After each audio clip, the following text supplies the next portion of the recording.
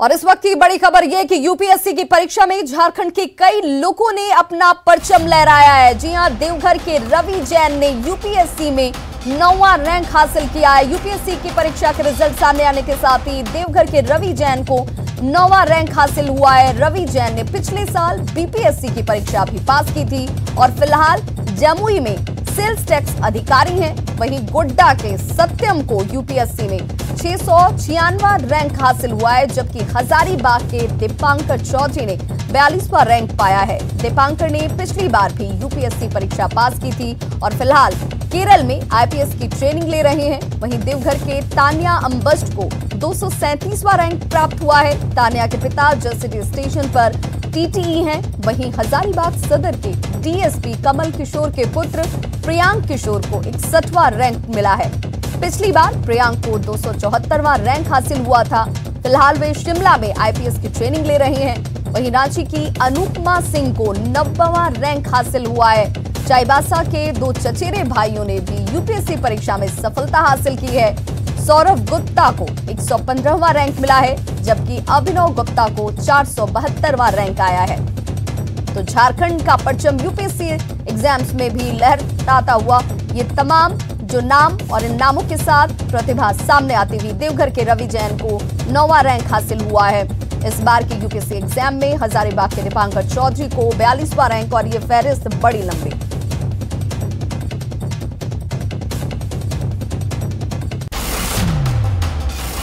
तो हजारीबाग के 2 युवाओं ने यूपीएससी एग्जाम में परचम लहराया। हालांकि दोनों ने पिछली बार भी यूपीएससी क्वालिफाई किया था और आईपीएस की ट्रेनिंग ले रहे हैं। दीपांकर चौधरी को यूपीएससी में 42वां रैंक मिला है। दीपांकर ने हजारीबाग के संत जेवियर से प्रारंभिक पढ़ाई की थी। वहीं फिलहाल केरल में आईपीएस का प्रशिक्षण ले रहे हैं। दीपांकर के पिता भी झारखंड प्रशासनिक सेवा में कार्यरत थे। वहीं हजारीबाग सदर के डीएसपी कमल किशोर के पुत्र प्रियांक किशोर ने यूपीएससी में 61वां रैंक हासिल किया है। मैं अपनी सफलता का श्रेय अपने माँ बाप, मेरी बड़ी बहन, मेरे जीजा जी, जो मेरे सपोर्ट सिस्टम्स हैं, मेरे पिलर्स ऑफ स्ट्रेंथ हैं, उनको देना चाहूँगा। मेरे बहुत करीबी मित्र रुचिका, मोना, मिहिर, राहुल, तन्विका और भी कई सारे मित्र हैं, उनको देना चाहूँगा। मेरे बहुत ही करीबी शिक्षक श्री स्मर रंजन, उन्होंने मुझे हमेशा प्रोत्साहित किया है और सही मार्गदर्शन दिया है। मेरे आईपीएस सर्विस के बहुत सारे कॉलीग्स जो अभी भारत के विभिन्न राज्यों में कार्यरत अभी पोस्टेड हैं विभिन्न राज्यों में, उनको देना चाहूँगा। एनपीए के जितने भी हमारे ट्रेनर्स थे, फैकल्टी थी, जिन्होंने मुझे विषम परिस्थितियों में, मुश्किल घड़ियों में कैसे लड़ा जाए, कैसे अपने आप को काम एंड कंपोज रख के आगे बढ़ा जाए, ये करना सिखाया, उनको देना चाहूँगा। मैं युवकों से ये कहना चाहूँगा कि आप भले ही लोगों से प्रोत्साहन लें, उनसे शिक्षा लें, बट आपकी सक्सेस स्टोरी आपकी खुद की यूनिक होती है। एज एन इंडिविजुअल आप लोगों से सीखें, बट अपनी खुद की एक यूनिक, अपने बलबूते पे एक नई अलग पहचान की सक्सेस स्टोरी कायम करें। बच्चे की मेहनत है, उसकी टीचर का गाइडेंस है, जिससे उसको सफलता मिली है। पहले भी वो आईपीएस की नौकरी निकाल चुके थे सर, अभी वो ट्रेनिंग में थे, क्या है सर? पिछले साल वो आईपीएस में निकाले थे 164 रैंक। बहुत खुशी, ऊपर वाले का बहुत बहुत आशीर्वाद मेरे ऊपर है, जो मेरा भगवान आज सुन लिए मेरा पुकार। हम चाहते थे कि प्रशासनिक पदाधिकारी का घर है। खुशी का और ये गौरव का जो है कि क्षण होता है कि अगर किसी पिता का बच्चा जो है कि अगर ज़िंदगी में कुछ अच्छा करता है और अपने माता पिता का नाम रोशन करता है, तो निश्चित रूप से जो है खुशी होती है। ये एग्ज़ाम जो है वो मेहनत के साथ साथ भगवान का आशीर्वाद और बड़ों का आशीर्वाद बहुत ज़रूरी है इस एग्ज़ाम के लिए, और वो भी इस चीज़ को मानता है। 2-3 बार अभी कॉल कर चुका है, बार बार यही बोल रहा है कि सबके मेहनत के साथ सबका ब्लेसिंग्स हमको मिला है, जिसकी वजह से आज वो ऑल इंडिया रैंक 61 उसको मिला है। तो यूपीएससी सिविल सर्विसेज में देवघर की जसीडीह की रहने वाली तान्या अंबस्ट को 237वां रैंक हासिल हुआ है। तान्या ने जसीडीह सेंट फ्रांसिस स्कूल से कक्षा 10 तक की पढ़ाई पूरी की। वहीं श्यामली रांची से 12वीं की परीक्षा पास की, जिसके बाद उन्होंने देवघर स्थित बीआईटी से बीटेक किया। तान्या के पिता बसंत कुमार सिन्हा जसीडीह में रेलवे में कार्यरत हैं। अच्छा लग रहा है, खुशी हो रही है। ये मेरा दूसरा अटेम्प्ट था और भगवान का आशीर्वाद से और मम्मी पापा का आशीर्वाद से ये हो पाया है। शिक्षकों का मार्गदर्शन बहुत इम्पोर्टेंट रोल प्ले किया मेरे सक्सेस में। वही खबर धनबाद कोयलांचल से, जहां के जरिया में मैनुअल लोडिंग के विरोध में मजदूर संगठन के नेता आपस में ही उलझ पड़े। इस दौरान सोशल डिस्टेंसिंग की जमकर धज्जियां उड़ाई गईं। तस्वीरें आपके सामने, इन तस्वीरों को देखकर आपको साफ अंदाजा हो रहा होगा कि देखिए यहां पर किसी के चेहरे पर आपको मास्क नजर नहीं आ रही होगी और सोशल डिस्टेंसिंग दूर दूर तक नहीं दिख रही है। मजदूर संगठन सुदाम डी में बीसीसीएल की जो लोडिंग पॉइंट है उस पर मैनुअल लोडिंग का विरोध किया जा रहा था। फिलहाल स्थिति तनावपूर्ण बनी हुई है और इलाके में पुलिस फिलहाल कैंप कर रही है। और सहयोगी दिलीप हमारे साथ इस वक्त फोन लाइन पर जुड़ चुके हैं ज्यादा जानकारी के साथ। दिलीप, फिलहाल क्या कुछ स्थिति है और आपस में ही इन दोनों संगठनों के लड़ने की वजह से क्या काम पर इसका कितना प्रभाव? देखिए, बिल्कुल अभी भी स्थिति तनावपूर्ण है और दोनों संगठन के जो मजदूर हैं वो अभी भी सुदाम डी में डटे हुए हैं और ये पूरा मामला जो है लोडिंग में वर्चस्व को लेकर के है, अवैध वसूली को लेकर के है, अवैध रंगदारी को लेकर के है। और जब भी कोलियरी क्षेत्र में ऐसे लोडिंग पॉइंट होते हैं तो उन इलाकों में जिनका दबदबा ज्यादा होता है उनको वसूली और वर्चस्व में फायदा होता है, रंगदारी में फायदा होता है। यही वजह है कि यहाँ जो लोडिंग पॉइंट चालू हो रहा है, संयुक्त मोर्चा का नेतृत्व कांग्रेस नेता कर रहे हैं और इधर एक मजदूर संगठन है जिसका नेतृत्व बीजेपी नेता कर रहे हैं और दोनों पिछले कई दिनों से ये स्थितियां बनी हुई है। आज भी ऐसी स्थिति आई और हालात इतने बेकाबू हो गए कि दोनों समर्थकों के बीच हाथापाई हुई, मारपीट हुई, झड़प तक नौबत आ गई और इतनी स्थिति भयावह हो गई कि पुलिस को पहुंचना पड़ा वस्तु स्थिति को समझाने के लिए। बहुत बहुत शुक्रिया दिलीप इस तमाम जानकारी के लिए। तो देखिए, आपस में ही दो मजदूर संगठन के लोग किस तरीके से उलझते हुए नजर आए, सोशल डिस्टेंसिंग की धज्जियां उड़ाई गई।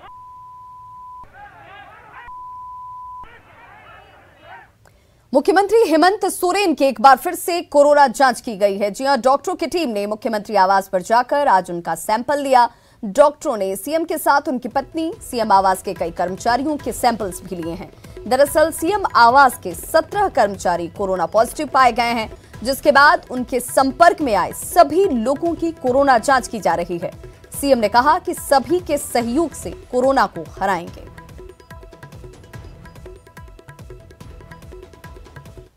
रांची के होटवार जेल के 18 कैदी कोरोना पॉजिटिव निकले हैं। इनमें पूर्व मंत्री एनओ सिक्का और राजा पीटर का नाम भी शामिल है। वहीं जेल के कई कर्मचारी भी संक्रमित मिले हैं। होटवार जेल का जायजा लिया संवाददाता भुवन किशोर झा ने। कोरोना ने जेल में भी दस्तक दे दिया है। आप देख सकते हैं कि ये होटवार जेल है, जहां विशेष अभियान के तहत जो कोरोना जांच कराई जा रही है, तो उसके तहत अभी तक जो जानकारी मिली है उसमें 18 कैदी से लेकर के जो जेल के कर्मी हैं, तमाम ऐसे 18 लोग कोरोना पॉजिटिव पाए गए हैं। इसके अलावा अन्य लोगों की जो जांच हुई है उसका रिपोर्ट आना अभी बाकी है।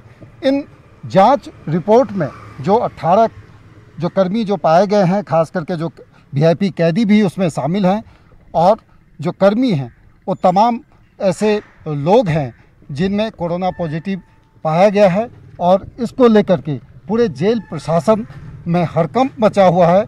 और जो उनके कांटेक्ट में जो कैदी या जो कर्मी हैं उनकी तलाश हो रही है, उनकी रिपोर्ट तैयार की जा रही है, जिसके बाद जो तमाम जो जांच होगी तो उसमें साफ हो पाएगा कि आखिर कितने लोग कोरोना से संक्रमित हुए हैं। कैमरा पर्सन केडी के साथ भुवन किशोर झा, न्यूज़ 18 रांची। वहीं पूर्वी सिंहभूम में कोरोना का कहर लगातार जारी है। टीएमएच में भर्ती 3 और मरीजों की आज मौत हो गई। अब तक टीएमएच की बात करें तो टीएमएच और एमजीएम में 55 मरीजों की मौत हो चुकी है। कोरोना संक्रमण की वजह से सिंहभूम चैम्बर के उपाध्यक्ष दिनेश चौधरी की भी कोरोना की वजह से मौत हो गई। वहीं जिले में मरीजों की संख्या 2200 के पार जा पहुंची है। जायजा लिया संवाददाता आशीष कुमार तिवारी ने। पूर्वी सिंहभूम में लगातार कोरोना का विस्फोट जारी है और बता दूं कि महज 3 दिनों के भीतर कोरोना से अब तक की 13 लोगों की मौत हो चुकी है।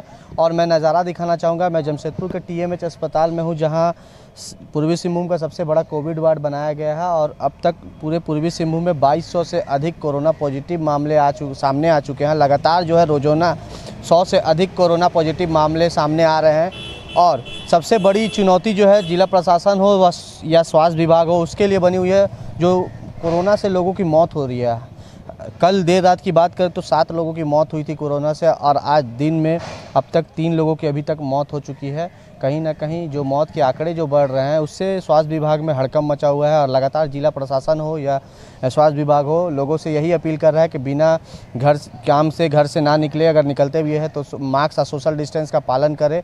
और आप देख सकते हैं कि शहर में लगातार कोरोना अपना कहर बढ़ता जा रहा है, और बावजूद जो कई लोग जो है अभी भी इससे लापरवाही कर रहे हैं और इसको हल्के में ले रहे हैं और बाहर निकलकर कोरोना को अपने घर तक दावत दे रहे हैं। तो हम भी आपसे यही अपील करेंगे कि कोरोना को हराना है तो आपको बिना काम के घर से नहीं निकलना है, अगर निकलते भी है तो मास्क और सोशल डिस्टेंस का पालन करना बहुत ही ज़रूरी है। न्यूज़ 18 के लिए जमशेदपुर से आशीष कुमार तिवारी।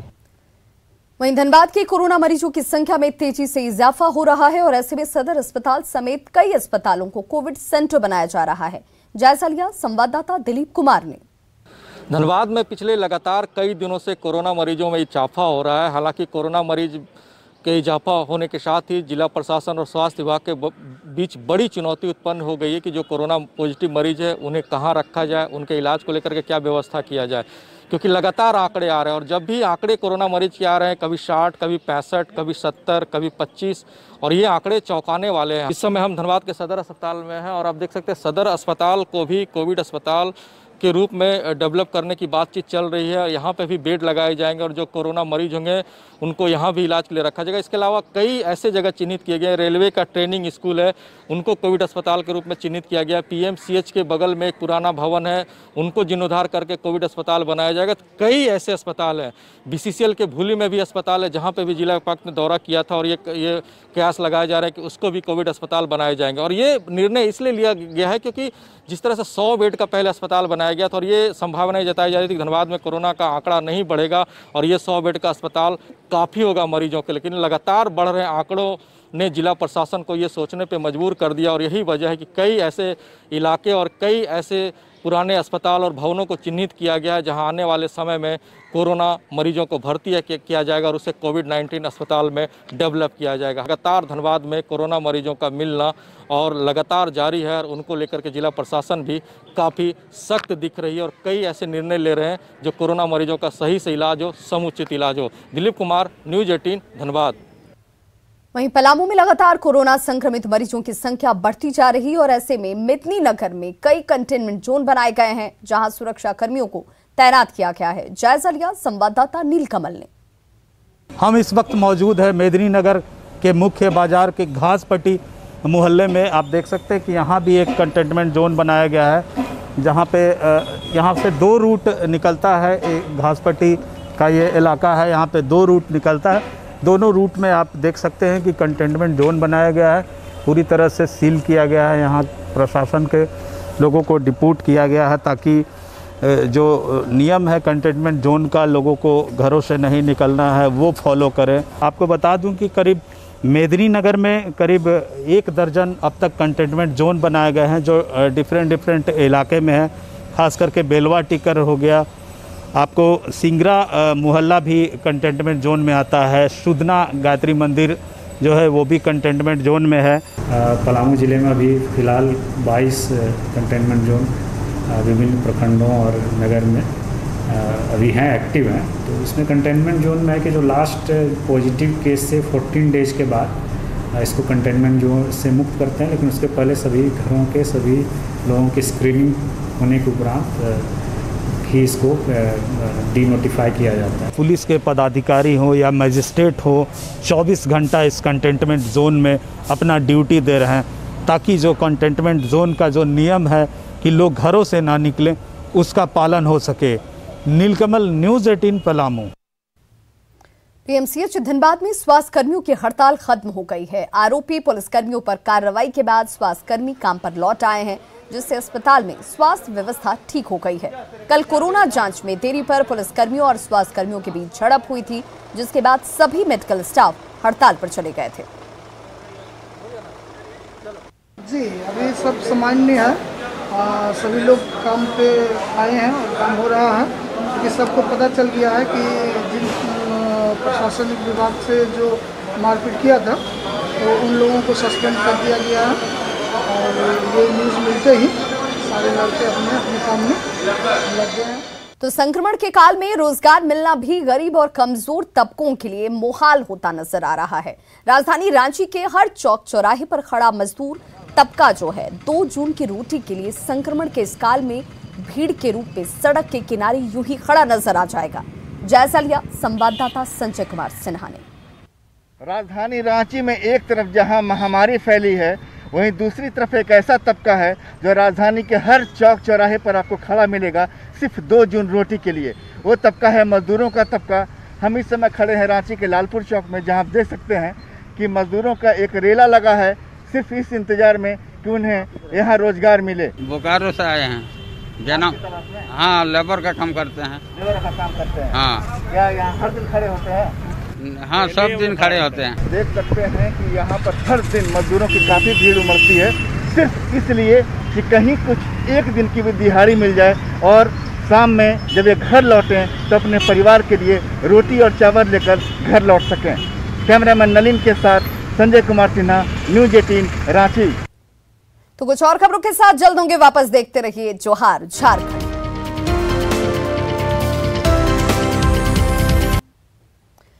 ब्रेक के बाद एक बार फिर से आपका बहुत स्वागत है। धर्म नगरी देवघर से भगवान राम का जुड़ाव रहा है। जब राम जन्मभूमि आंदोलन की शुरुआत हुई तो यहाँ के लोगों ने इसमें बढ़ चढ़कर हिस्सा लिया था। तब साध्वी ऋतंभरा भी लोगों का उत्साह बढ़ाने के लिए यहाँ पहुंची थी। हालांकि देवघर से निकले राम भक्तों को बनारस में रोक दिया गया। इस दौरान राम भक्तों को 15 दिन जेल में गुजारने पड़े थे। बीजेपी के प्रदेश उपाध्यक्ष राज पलिवार भी उस कार सेवक जत्थे के साथ अयोध्या पहुंचे थे। राज पलिवार ने कहा कि कई सालों के संघर्ष और कई लोगों के बलिदान के बाद आए इस क्षण का देश के करोड़ों लोगों को इंतजार था। कल जब अयोध्या में राम मंदिर का भूमि पूजन किया जाएगा तो देवघर में भी दीपोत्सव के साथ इसका भव्य स्वागत होगा।